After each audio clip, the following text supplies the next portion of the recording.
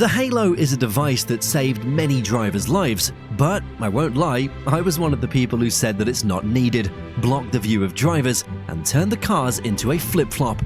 But Formula One needed cockpit protection. It was long overdue. Danger is part of motorsports. It's a sport that will never be 100% safe, but that doesn't mean that motorsports, and in particular Formula One, can't improve. We've had multiple developments over the years, but never cockpit protection. And as with many things in life, before any changes occur, something has to go wrong. Terribly wrong. It was July 19th, 2009. That weekend's Formula 2 race at Brands Hatch kicked off talks about cockpit protection. 18-year-old Henry Surtees was hit by a tire that came off a car that spun. He didn't survive. 6 days later, on July 25th, 2009, Felipe Massa's helmet was hit by a spring at 250 km per hour. A fractured skull was the result. Luckily, he survived and returned to racing in 2010. But that wasn't enough. There hadn't been a fatal crash in Formula One in years until Jules Bianchi suffered a severe head injury on October 5th, 2014 at Suzuka. He crashed during wet conditions, slid under a crane, and passed away on July 17th, 2015. A month later, on August 23rd, 2015, another fatal crash happened. Justin Wilson got hit by debris from another Indy car and suffered a serious head injury. He passed away the following day. Change was needed, and the FIA ramped up their research phase. In 2017, the Halo got approved. With the introduction of the Halo in 2018, Formula One and single-seater racing changed. It was a hefty titanium safety device that didn't get its flowers at the start. Shouts of blocked vision, extraction after a crash, and the device being distracting occurred. Team principals, drivers, and fans, myself included, didn't like it. But its introduction, a year later, instantly proved its value. Formula 2 was racing at Barcelona. The start of the sprint race was good. Overtakes at the start, 3 wide through a corner on lap 2, and the race looked promising. Until lap 4. Honda Juniors, Makino, and Fukuzumi collided. Fukuzumi tried an aggressive overtake, made contact with its fellow Japanese driver, and got launched into the air, landing on top of Makino's car. His left rear hit the Halo device, leaving visible marks on it. The impact was severe, but the Halo didn't crack under pressure. It withstood the weight, and both drivers were unharmed. Makino, like many drivers, was skeptical about the Halo. In an interview, he credited the device for potentially saving his life. The incident was the first real-world example of the effectiveness of the Halo. But the first showing in Formula One came 3 months later at Spa-Francorchamps in 2018. Hülkenberg misjudged his braking point, Alonso went flying, and hit Leclerc's Halo. Hamilton defended against Sebastian Vettel before we got these legendary words. Let's get back to the incident. Nico Hülkenberg had a good start, a bit too good of a start, as he couldn't stop his car. He ended up at the rear of Fernando Alonso's McLaren. The impact launched him into the air. When his car hit the Sauber's Halo, he bounced off. This saved Charles Leclerc. An FIA analysis confirmed that the McLaren's front wing end plate would have hit the visor of Leclerc's helmet. Halo withstood the enormous pressure, and Fernando Alonso called the incident good proof. I don't want to think about what would have happened if the Halo wasn't there.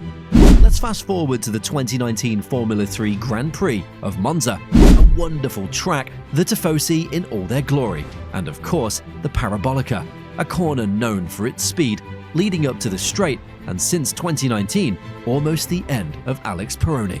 The infamous sausage curbs were in Formula 1. Curbstones that bounced you off, made sure you didn't exceed track limits, and were dangerous in my eyes. Well, that last part got proved right. The FIA didn't want drivers to exceed track limits in the Parabolica and placed a sausage curb to make sure they didn't. They forgot that cars go up to 250 km per hour in that corner. Alex Peroni went wide and drove full speed over the curbstone. His car went absolutely flying, spinning in the air before landing upside down in the barriers. Once again, if the Halo was not there, he wouldn't have been able to walk away from it. He got out of the car under his own power and only suffered a fractured vertebrae. What a miracle. But you, yes you, can also cause a miracle by subscribing to my channel. Let's go to the Bahrain Grand Prix of 2020, and I bet you know which crash is coming. In 2020, we had a different Formula One calendar. We raced on both of the Bahrain layouts, the original Grand Prix and the shorter track, one named the Bahrain Grand Prix, the other named the Sakhir Grand Prix. It was the first one that was a major test for the Halo. Earlier that season, we learned that Romain Grosjean was in his last season of Formula One. No contract extension, a few races left, and he was determined to leave Formula One with his head held high. But it didn't go as planned.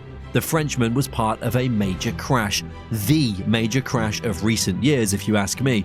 The race started well, Hamilton quickly off the line, Verstappen up to second place, and Lance Stroll doing his usual tourist tour by going off the track. At the second straight, it was Romain Grosjean in the back of the field trying to position his car for an overtake, but then he collided with Kvyat. An absolute shock went through the grid, the paddock, and my own body. The first thing that came into my mind was that he died. The Haas of Grosjean went into the barriers at high speed, split in two, and burst into flames. After 28 seconds, he rose out of the flames and looked fairly uninjured. His car went through a metal barrier, which the Halo lifted. This provided him with enough space to unbuckle himself and climb out. The medical staff and marshals played a crucial role. They arrived really quickly at the crash, used fire extinguishers, and guided him out of the car. Grosjean suffered second-degree burns and missed the final two races of the 2020 season. But that doesn't matter. What matters is that he survived a horror crash due to the Halo and his own strength. Another absolute miracle. Wet conditions, aquaplaning, and a 6-car pileup, the W Series qualifying at Spa-Francorchamps was terrifying. Sarah Moore's car spun and went into the barriers. Multiple cars followed, some went airborne, and hit the halos of Moore's and Beitske-Visser's cars. All drivers were okay, and you already know who you can thank for that. The 2021 Formula One season went down as one of the greatest battles for the World Championship in years. Lewis Hamilton and Max Verstappen were fighting all season long. Fantastic drives, strategic battles, and a major crash in Silverstone were all part of it. The 2021 Italian Grand Prix was the next chapter of the championship battle. Verstappen lost positions due to a slow pit stop. Hamilton made his pit stop and came back on track next to Verstappen. They went side by side into the first chicane and collided. Remember the 2019 Monza crash of Alex Peroni due to a sausage curb? Yeah, it was again a curbstone that played a major role. Verstappen was on the outside. Hamilton squeezed him to keep his position, and the Red Bull Racing driver went airborne. He landed on top of the Mercedes, and his rear tire hit Hamilton's halo device. Luckily, there were no injuries, and the title battle wasn't decided that day. Silverstone 2022 was a weird addition, with horror accidents at both Formula 2 and Formula 1. Both ended well because of the Halo. It was the Formula 2 feature race, lap 1, turn 16, where it all went wrong. Roy Nissany went off track at turn 15 and rejoined unsafely. He tried to defend his position and pushed Dennis Hauger wide. But it was once again a sausage curb that caused the real accident.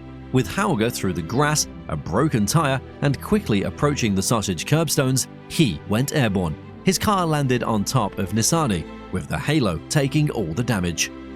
With everyone relieved from the Formula 2 incident, it was another time for the main show, the 2022 Formula 1 Grand Prix of Silverstone. Guan Yu Zhou had a good qualifying session the day before and was in 9th position. Around him were the GOAT, Nicholas Latifi, George Russell, and Pierre Gasly.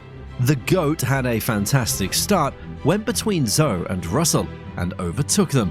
Gasly planned the same thing before the Mercedes squeezed him out.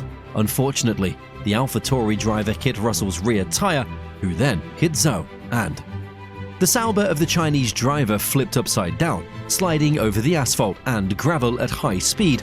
His car flipped multiple times before landing upside down between the barrier and fence.